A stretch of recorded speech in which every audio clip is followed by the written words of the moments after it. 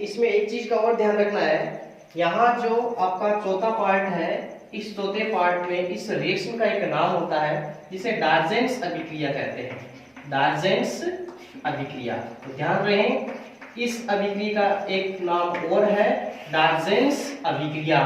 तो एग्जाम में सीधा भी पूछा जाता है कई बार, डार्जेंस अभिक्रिया लिखिए, क्योंकि यहाँ पर पिरिडिन की उपस्थिति है इसलिए इसको डार्जेंस अभिक्रिया कहते हैं। लेकिन एक चीज हमने थोड़ी सी गलत देख ली थी, उसके लिए सॉरी, वो ये थी कि मैंने आपको SOCl2 को टिल्डेन अभिकर्मक बता दिया था, टिल्डेन अभिकर्मक बता दिया था, जबकि ये नहीं होता है। टिल्डेन अभिकर्मक होता है आपके NOCl, nitrosyl chloride, nitrosyl chloride. इस नाइट्रोसिल क्लोराइड को टिल्डेन अभिकर्मक कहा जाता है, न कि थायोनिल क्लोराइड को। इसके लिए आप थोड़ी अपना कॉपी में लिखते समय वापस ध्यान देंगे कि नाइट्रोसिल को टिल्डेन अभिकर्मक कहते हैं, न कि SOCl2 को। इसके लिए फिर से आप देखेंगे। अब हम इस रिएक्शन को पूरा करने के बाद आगे बढ़ते हैं और अगले जो हमारा जो प्रारूप था उस चार्ट में, उस प्रारूप में हमारे आता है हैलोजन विनिमय द्वारा एल्किल हैलाइड प्राप्त करना, यानी विनिमय द्वारा। और मेन जो विनिमय है आपका वो है हैलोजन विनिमय द्वारा, हैलोजन विनिमय। अब यहां क्या होगा, मान लीजिए आपके पास RX है, ठीक है, एल्किल हैलाइड जो पहले से तैयार है आपके पास बनाया हुआ है, उन्हीं का विनिमय होगा दूसरे प्रकार का। मान लीजिए आपके पास इसमें सोडियम आयोडाइड है, तो इसमें मिलाएंगे क्या, सोडियम लवण मिलाएंगे, और सोडियम लवण में हमने लिया Na, और Na लिया और साथ में यहाँ पर एक उपस्थिति लेते हैं एसीटोन की, एसीटोन इसमें रहता है।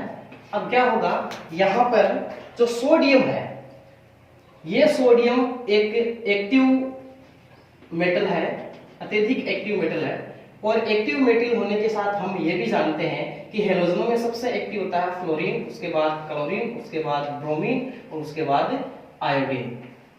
और हम जानते हैं कि फ्लोरीन की रिएक्शन नहीं करवाते क्योंकि ये एक विस्फोटक होती है, इसलिए इन तीन की बात करते हैं। तो यहाँ जो अक्ष होगा उस अक्ष में आपके आएंगे क्लोरीन और ब्रोमीन, तो मैं इस अक्ष के स्थान पर लिखूंगा क्लोरीन या ब्रोमीन। अब होगा क्या, यहाँ जो सोडियम है वो सोडियम आयोडाइड है, सोडियम आयोडाइड के बजाय यहाँ ज्यादा स्टेबल और ज्यादा क्रियाशील और ज्यादा मात्रा में जो बनेगा वो बनेगा या तो NaCl या बनेगा NaBr। क्यों, क्योंकि आयोडीन से ज्यादा क्रियाशील होती है क्लोरीन और ब्रोमीन। इसलिए इस रिएक्शन को मैं यदि इस प्रकार लिखूं कि यहाँ RCl है और यहाँ NaI है और एसीटोन हमने यहाँ पर ले लिया, तो होगा क्या कि यहाँ NaI और I, ये NaI इस क्लोरीन का प्रतिस्थापन कर लेगा और यहाँ बना लेगा NaCl, और NaI से ज्यादा स्टेबल है या ज्यादा मात्रा में बनता है NaCl, वो बन जाएगा और ये I इस R के साथ ऐड हो जाएगा, तो यहाँ बन जाएगा एक नया एल्किल हैलाइड, अर्थात एल्किल क्लोराइड से बन गया एल्किल आयोडाइड, ठीक है। और इसी प्रकार यदि RCl के स्थान पर RBr हो तो भी NaI और दूसरा विनिमय द्वारा एक नया लवण बनाएगा NaBr, और यहाँ वाला I इसके साथ लग जाएगा और यहाँ से बन जाएगा आपके RI। तो इस प्रकार आप देख सकते हो कि NaI से ज्यादा स्टेबल NaCl और NaBr होने के कारण यहाँ NaI में से Na पहले से बने हुए एल्किल हैलाइडों में Cl और Br का प्रतिस्थापित करके अपने साथ नए कंपाउंड बना लेती है, और इसलिए इस रिएक्शन को हैलोजन विनिमय कहते हैं, क्योंकि यहाँ पर हैलोजनों का विनिमय होता है, एक्सचेंजेबल होता है। कैसे, यहाँ I ने इसका कर दिया, यहाँ इसने कर दिया, तो हैलोजनों ने हैलोजनों का विस्थापन एक्सचेंजेबल कर दिया, विनिमय कर दिया, इसलिए इसका नाम हो गया हैलोजन विनिमय विधि। तो ये विधि भी आप इसमें ध्यान में रखेंगे, हैलोजन विनिमय, आसानी से इसमें ध्यान में रखने की चीजें होगी।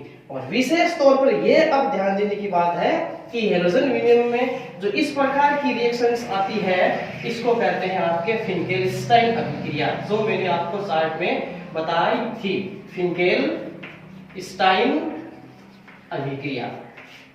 ये है आपके फिंकेलस्टाइन अभिक्रिया। तो अपनी कॉपी में ध्यान दें, फिंकेलस्टाइन अभिक्रिया जो होती है वो होती है ये हैलोजन विनिमय में सबसे पहले NaI जो RCl है उसमें Cl X के स्थान पर जो है क्लोरीन ब्रोमीन है उनका विस्थापन NaI द्वारा हो जाता है। यानी मेन जो यहाँ पर विस्थापन करने वाली वो है सोडियम एक्टिव मेटल, क्योंकि ये अधिक मोर स्टेबल कंपाउंड बनाएगी जैसे NaCl और NaBr।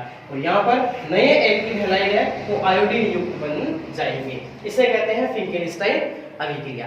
तो ये भी अपनी कॉपी में आप नोट कर लीजिएगा, आपके पास समय है, वीडियो को पॉज करके आप इसको लिख सकते हो। अब हैलोजन विनिमय में ही दूसरी एक रिएक्शन और आती है, ये आती है स्वार्ट अभिक्रिया।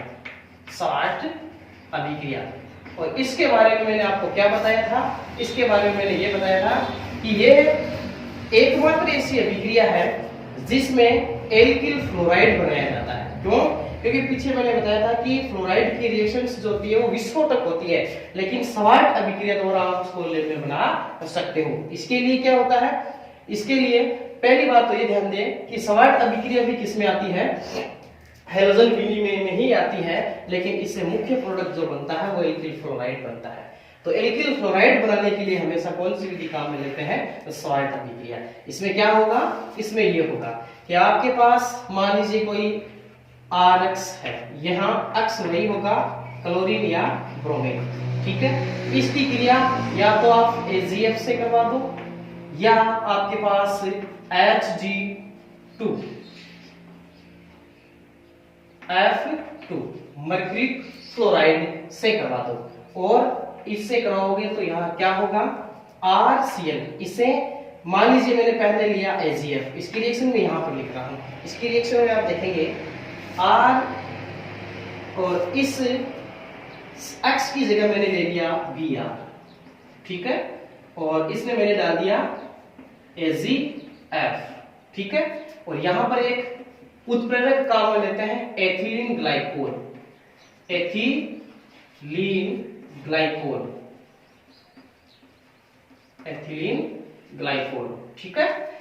एथिलीन ग्लाइकोल उत्प्रेरक काम में ले लेते हैं, और अब क्या होगा, यहां AgF है वो ज्यादा स्टेबल कंपाउंड बनाने के लिए AgF से ज्यादा स्टेबल होता है AgBr, या अधिक मात्रा में बनता है AgBr। तो ये Ag यहां से इस Br का प्रतिस्थापन कर देगा और यहां बन जाएगा AgBr का अवक्षेप, जो आपको पात्र के पैंधे में मिल जाता है, और यहां से फ्लोरीन इस R के साथ लग जाता है तो बन जाता है RF, ठीक है। ये रिएक्शन आप इसमें देख सकते हो जो स्वार्ट अभिक्रिया है, RBr प्लस AgF, यहां से Br और Ag मिलकर बन जाएगा AgBr, और शेष बचा फ्लोरीन R के साथ हो जाएगा तो हो जाएगा एल्किल फ्लोराइड, और ये अवक्षेप के रूप में आपको पात्र के पैंधे पर मिल जाता है, ठीक है।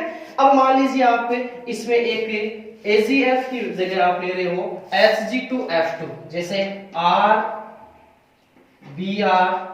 प्लस Hg2F2, वही आपके एथिलीन ग्लाइकोल होगा इसमें, ठीक है। तो इसमें क्या होगा, यहां आपके इसके दो मॉलिक्यूल एक साथ काम में आएंगे, दो इसलिए आएंगे क्योंकि यहाँ पर Ag है वो भी 2 है, तो यहां से 2 Br निकल जाएंगे, 2 Ag के साथ लग जाएंगे, तो फिर से बन जाएगा Hg2Br2, यानी Hg2F2 के स्थान पर बन जाएगा Hg2Br2, और 2 फ्लोरीन 2 एल्किल ग्रुप के साथ मिलकर बन जाएगी आपके 2RF। ये लीजिए एल्किल फ्लोराइड के 2 मॉलिक्यूल अधिक मात्रा में, और यहां पर अच्छी लब्धि प्राप्त होती है, ठीक है।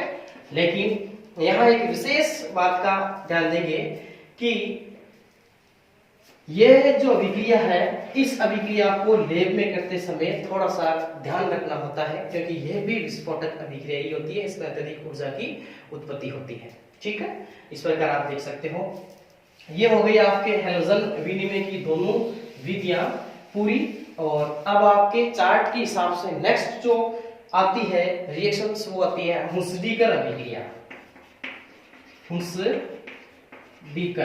हुस्डीकर रिएक्शन या हुस्डीकर अभिक्रिया। इसमें क्या होता है, इसमें आपके पास कार्बोक्सिलिक अम्लों के सिल्वर लवण होंगे, RCOOAZ, इसे कहते हैं कार्बोक्सिलिक अम्लों का सिल्वर लवण, ठीक है। इसकी क्रिया करवाते हैं Br2 से, और यहाँ एक उत्प्रेरक कैटालाइज्ड काम में लेते हैं CCl4 कार्बन टेट्रा क्लोराइड। अब होगा क्या, यहाँ से Ag जो है वो एक Br के साथ में मिलकर बन जाएगा AgBr, और ये अवक्षेप के रूप में आपको पेंदे पर मिलेगा, पाथर के पेंदे पर।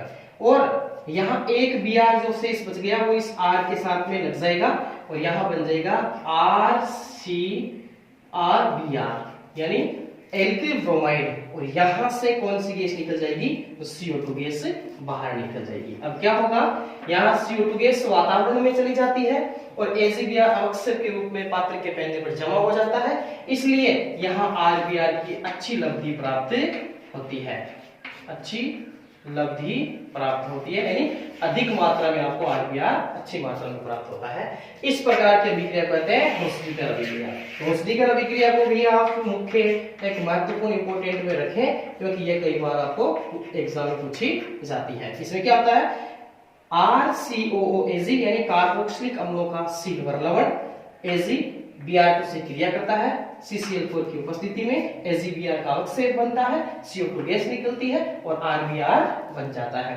ये है आपके एल्किल हैलाइड। अब R की जगह कोई भी आप एल्किल ग्रुप ले सकते हो, जैसे CH3 लोगे तो यहाँ बन जाएगा आपके CH3Br, ठीक है, वो आप सभी जानते हो। यहाँ पर R है एल्किल ग्रुप। क्लियर हुआ? ओके।